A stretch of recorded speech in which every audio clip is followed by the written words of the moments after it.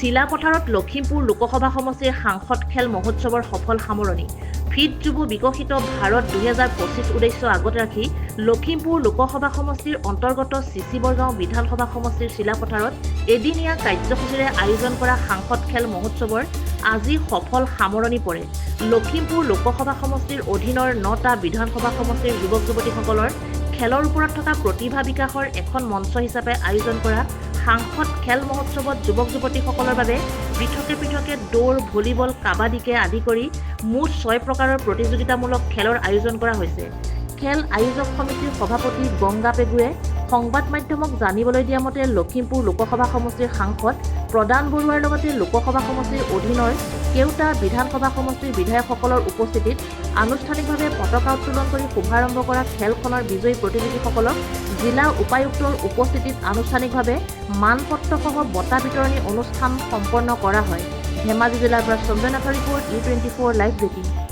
পৰামৰ্শ দিছে বা আমি একেলগে কামখিনি কৰিছোঁ, আমাৰ গোটেইখিনি একেই চিন্তা। আৰু এইবাৰ আমি প্ৰথম পাতিছোঁ আৰু আমাৰ 700 প্লেয়াৰ হ'ব। যিকোনো এটা জেগাত একমডেশ্যন, তেওঁলোকৰ বিশেষকৈ ৰাতিপুৱা বাথৰুমৰ ফেচিলিটি, পানী, এই বিষয়বিলাকো আছে। গতিকে আমাৰ জনপ্ৰিয় মুখ্যমন্ত্ৰী ডক্টৰ হিমন্ত বিশ্ব শৰ্মাৰ নেতৃত্ব চৰকাৰখনৰ আজি সমগ্ৰ অসম জুৰি খেল মহোৎসৱ চলি থকাৰ সমান্তৰালভাৱে আজি লখিমপুৰ লোকসভা সমষ্টি ভিত্তিত যোৱাকালি আমাৰ সাংসদ প্ৰদান বৰুৱা ডাঙৰীয়াদেৱ আৰু ভুৱন পেগু বিধায়ক ৰমেশ পেগু, মন্ত্ৰী ৰমেশ পেগু ডাঙৰীয়াদেৱ আৰু নৱ দলে ডাঙৰীয়া এখেতসকলৰ নেতৃত্বত 9খন লখিমপুৰ লোকসভা সমষ্টিৰ অন্তৰ্গত থকা 9খন বিধানসভা সমষ্টি ভিত্তিত আজি এইখন খেল আয়োজন কৰা হৈছে। গতিকে ইয়াতে আমাৰ মানে এজেণ্ডা আমাৰ 6টা আছে।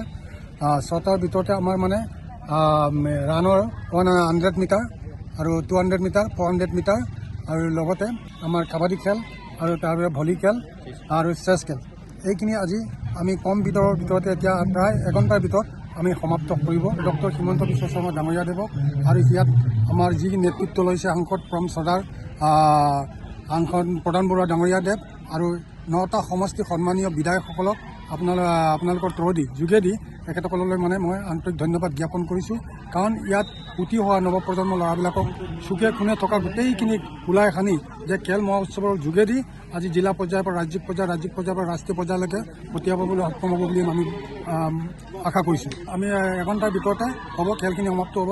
আৰু ইয়াতে আমাৰ বঁটা বিতৰণৰ অনুষ্ঠানত অংশগ্ৰহণ কৰিবলৈ আমাৰ ধেমাজি জিলা উপায়ুক্ত ৰাহুল ডাঙৰীয়াদেৱে ইয়াত উপস্থিত হৈছেই। গতিকে এখেতৰ যোগেদি আমি এই বঁটা বিতৰণ কাৰ্যসূচীটো আৰম্ভ কৰিম বুলি ভাবিছোঁ।